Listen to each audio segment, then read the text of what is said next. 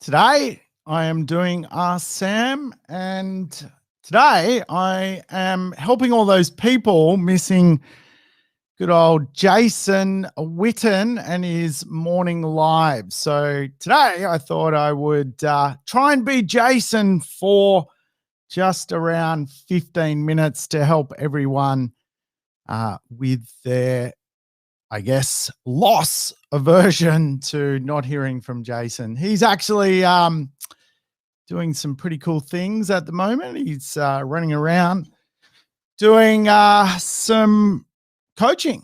Yeah, the great man is doing some coaching. So if you're missing him, I think he'll be back tomorrow.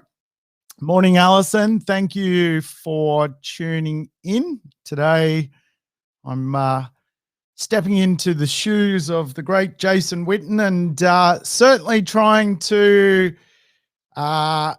run a play for people today.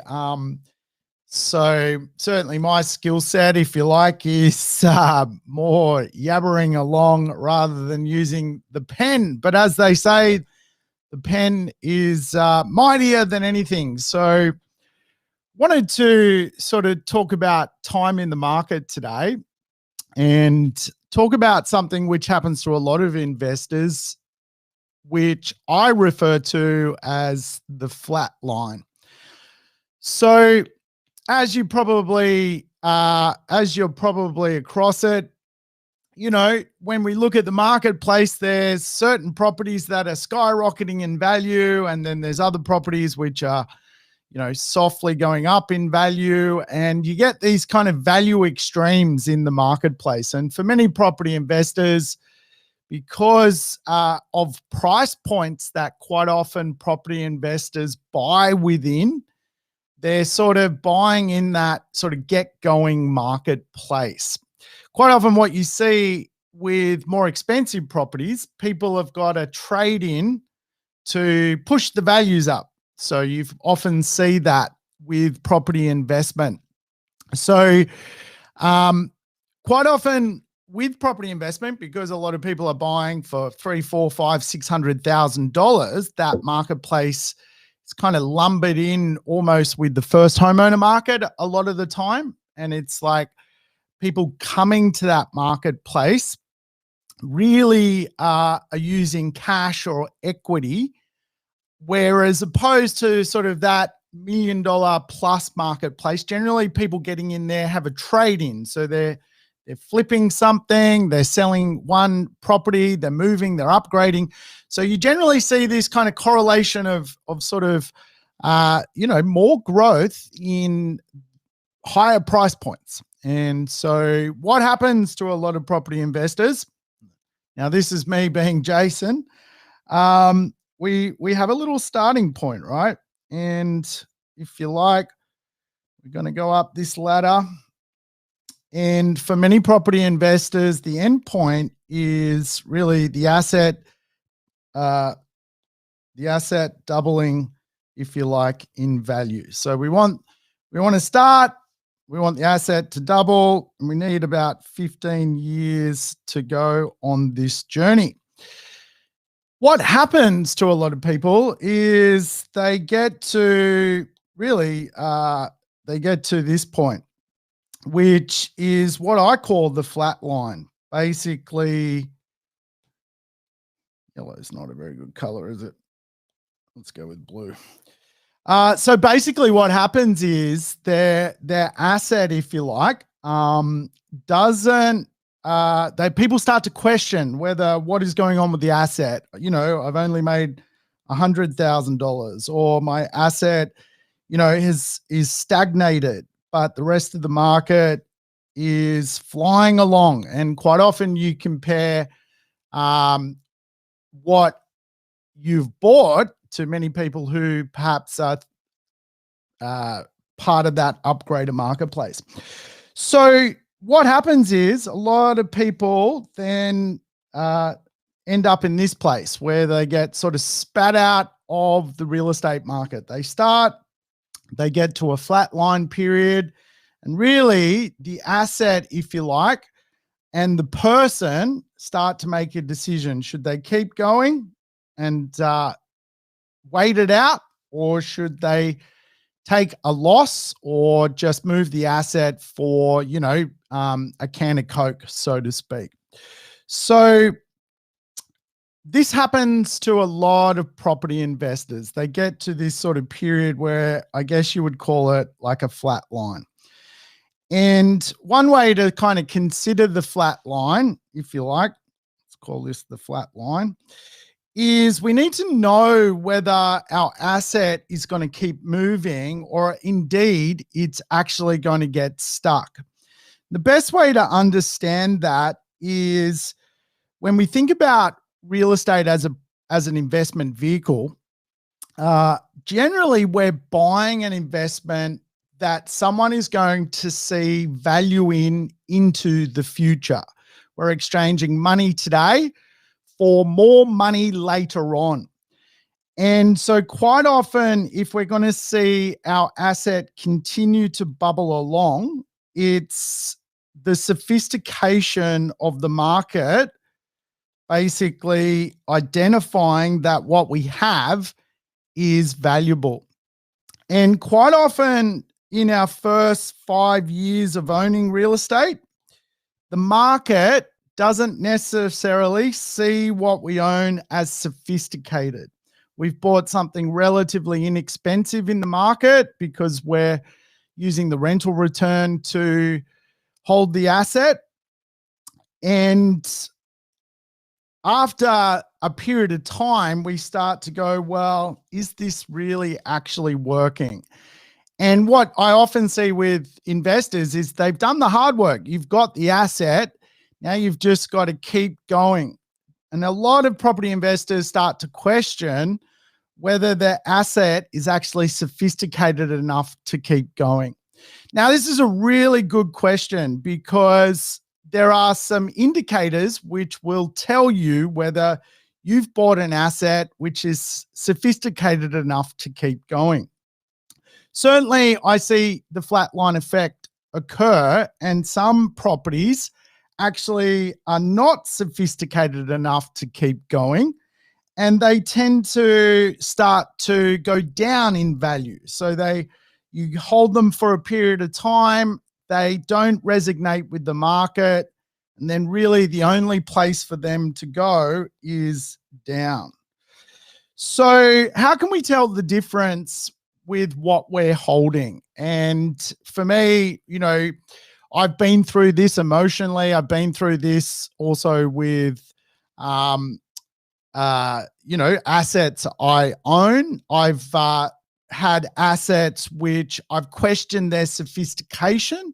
Lo and behold, 7 more years holding them, they've gone on to make $1 million.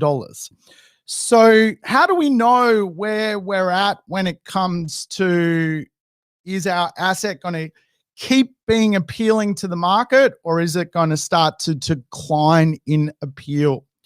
So for me, what I'm always looking for is investment in the area, and also stock coming to the area. Now, what you'll often find with your assets is because you bought them at a period of time, say down here, and now you're re-examining them, let's say 5 years later or 7 years later. Actually, what happens is over a period of time, there is sophistication improves for people. So people's viewpoints change. All of a sudden, there's the iPhone 14 and the iPhone 15.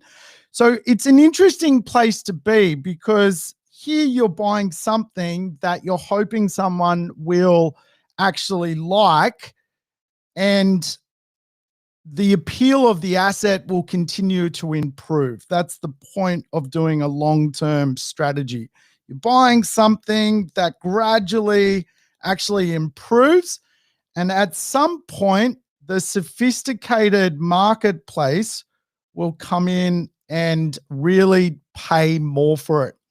So what you kind of see is almost like the tailwind of capital growth can often be far greater than the initial hit of capital growth.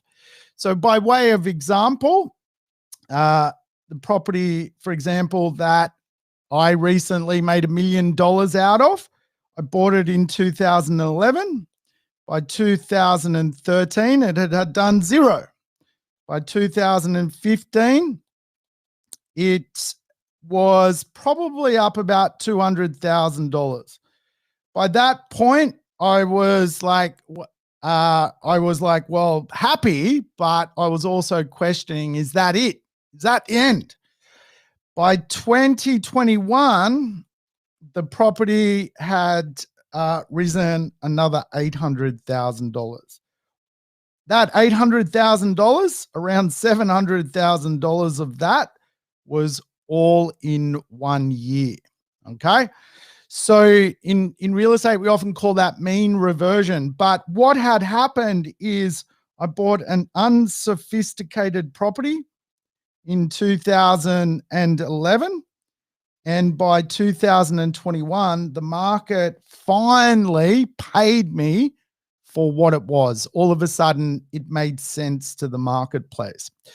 So what can happen is we can buy assets which stagnate or flatline. And then if we don't know there is stock coming to that market that is improving the value of that area, then we can often not, I guess, comprehend what is about to happen in the future. So sometimes new stock coming into the market is a leading indicator for future gains. So let's say we own a property here for 500, but we can see the new stock coming to market over the horizon is $650,000. Now, we only bought 5 years ago at this point. So our stock is very comparable to the new stock coming through the system. Our value today may only be $550. So we're questioning the flat line effect. We're going, well, we've only made $50,000. Is that it? But we can see the level of sophistication is continuing to improve. Where this starts to struggle is when you get a marketplace where there is no improvement on price, where there is no stock coming through the system, pushing the envelope of value up and up and up. And quite often I've certainly had the flat line effect where, particularly in some regional marketplaces, when there is no future investment in those marketplaces, there is no sophistication coming into the marketplace, and really your asset starts to decline in value. And I've certainly had that.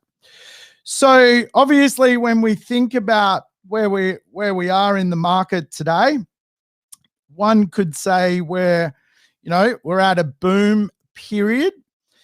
And what has happened to a lot of property investors is they've had an asset which has basically been on either side of the flat line effect. Some people might have bought an asset for $400,000, 5 years ago.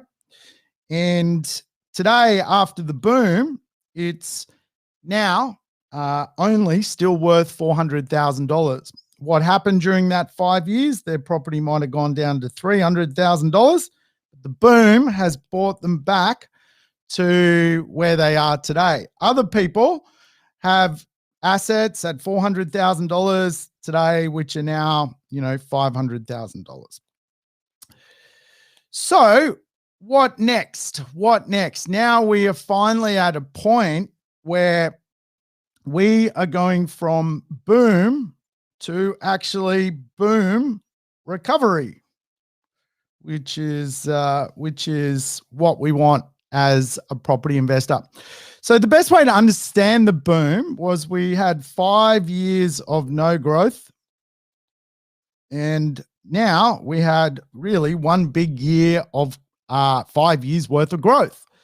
So what can happen in real estate is after a boom, you can have a slide, then a trough, then you can have a bottom, then you can have a recovery. Then you get sort of like a hot market, and then you have a boom again.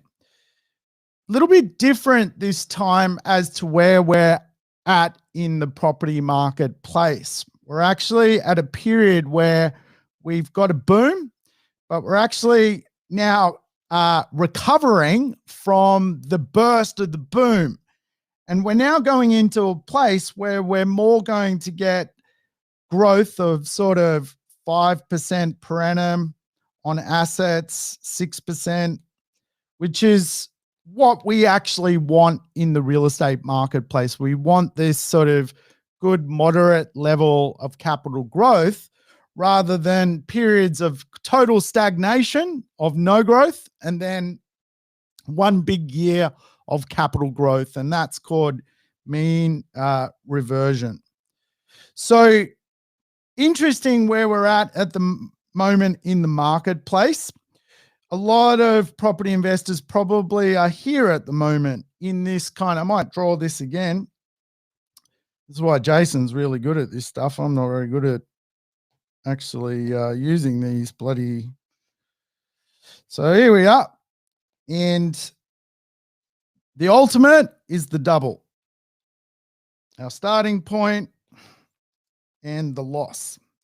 We are probably all at this point at the moment when it comes to how we view our assets. We're in this kind of middle bit, which is the hardest bit to be.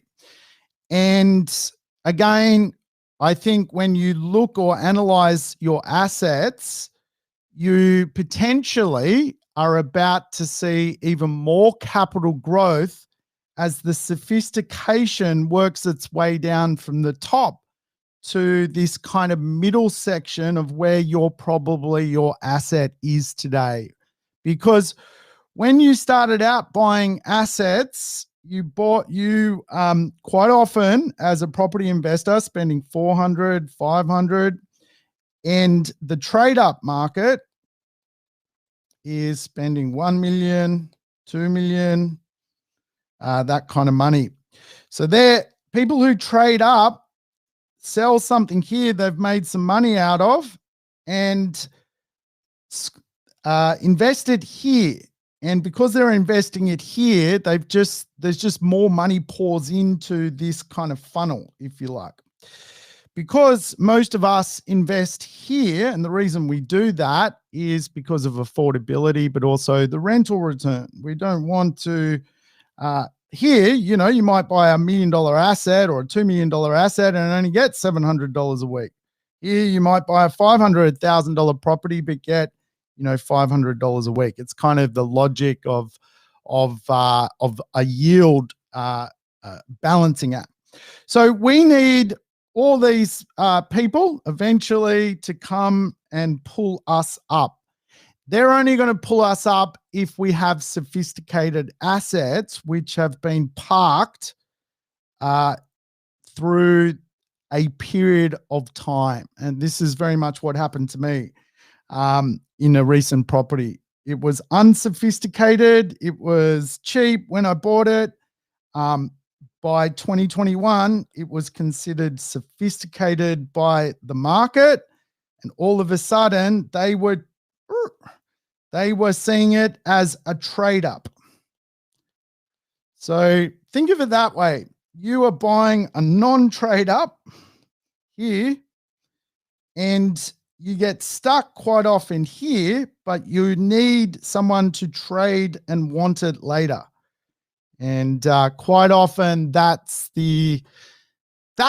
is time in the marketplace. So I don't know how I went doing a Jason Witten, scribbling around, but hey, thanks for listening to me today. And hopefully there were some insights into where you are today. Just one good way to analyze real estate. I might leave you with this so you can really start to work out where your portfolio is. Okay.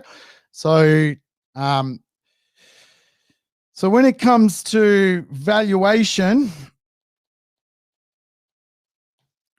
the good way to understand whether you're going past the flat line, remember there's a flat line, you can go below it or you can go above it in sophistication. First method of valuation is direct comp. Now, direct comp, a direct comparable, is quite often what you will use. It's known as like for like. So when you do a desktop valuation, for example, they will do this. They will say, well, you've got a 4-bedroom property. This is what the other 4-bedroom properties in the neighborhood sell for. So that is quite often how we perceive where we are today in the marketplace. However, there is another method of valuation known as summation. And summation is basically the replacement value.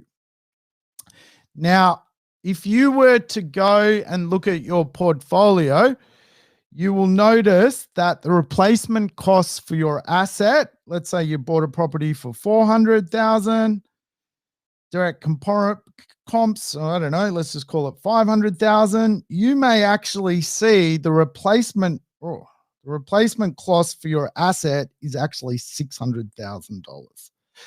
And as long as there's assets coming into the market around that replacement cost, even though you are sitting here from a direct comparable point of view, you're actually looking over the horizon.